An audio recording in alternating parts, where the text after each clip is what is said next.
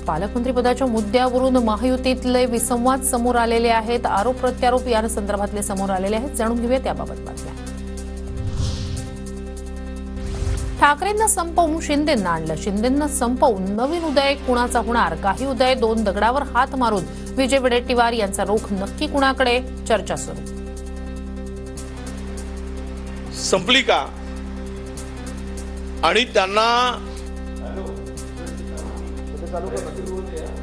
की आता उद्धवजींना संपवून शिंदेजींना आणलं, शिंदेजींना संपवून उद्या नवीन एक उदय, तो उदय कुठला असेल त्याला पुढे आणण्याचा प्रयत्न होईल। ही सुद्धा स्थिती महाराष्ट्रात येईल शिवसेनेच्या बाबतीत। उदय सामंतांसोबत 20 आमदार सरकार स्थापन करताना मुख्यमंत्री पदासाठी जेव्हा एकनाथ शिंदे रुसले तेव्हाच उदय होणार होता, पण शिंदे सावध झाले। थेट सामंतांचं नाव घेत संजय राऊतांचा दावा। उदय सामंत यांच्याबरोबर माझ्या माहितीप्रमाणे 20 आमदार आहेत। 20 ही माझी माहिती आहे। जेव्हा एकनाथ शिंदे रुसले होते सरकार स्थापन करताना मुख्यमंत्री पदासाठी, तेव्हाचा उदय होणार होता।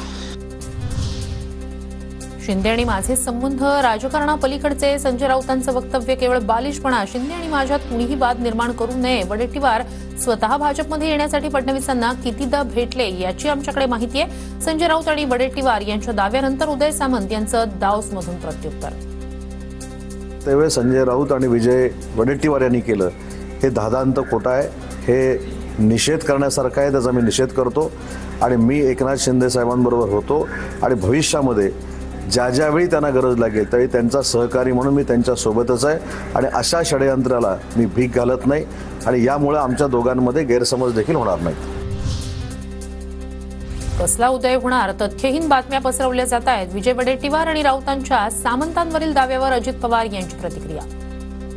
याला काही अर्थ नाही, याला हे तथ्यहीन बातम्या आहेत। उगीच कारण नसताना अशा प्रकारच्या बातम्या पसरवून देणं बरोबर नाही।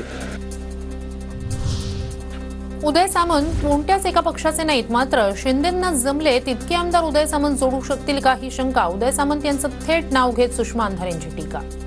उदय सामंत अत्यंत फ्लेक्झिबल आहेत। आधी राष्ट्रवादीतनं शिवसेनेत, शिवसेनेतनं शिंदे गटात। त्यामुळे अशा फ्लेक्झिबल चेहऱ्याला घेऊन भाजपा निश्चितपणे एका नव्या समीकरणाचा उदय घडवून आणू शकते। शिवसेनेचे सर्व 60 आमदार एकनाथ शिंदेंच्या आदेशानुसारच चालतात। शिंदे स्वतः उदय सामंतांवर जास्त जबाबदारी टाकतात। राऊतांना खळबळजनक वक्तव्य करण्याची सवय।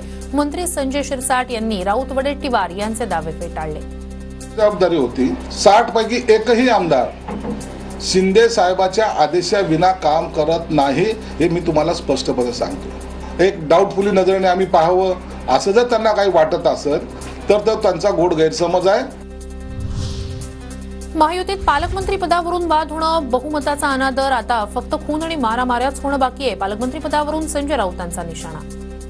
हे मंत्रीपद, पालकमंत्रीपद देतात आणि स्थगिती देतात, नक्की आपापसात त्यांच्या खून आणि मारामाऱ्याच व्हायच्या बाकी आहेत कॅबिनेटमध्ये। आता एवढंच महाराष्ट्राच्या नशिबी पाहणं आता बाकी उरलेलं आहे। इतक्या भयंकर पद्धतीनं या राज्याचं मंत्रिमंडळ आणि सरकार चाललेलं आहे।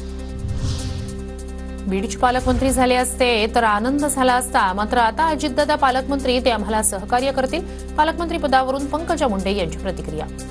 मला बीडचं पालकमंत्री म्हणजे मी बीडची लेक आहे, बीडची सेवा करायची संधी मला मिळाली असती तर अजून आनंद झाला असता। बीडकरांनाही खूप आनंद झाला असता।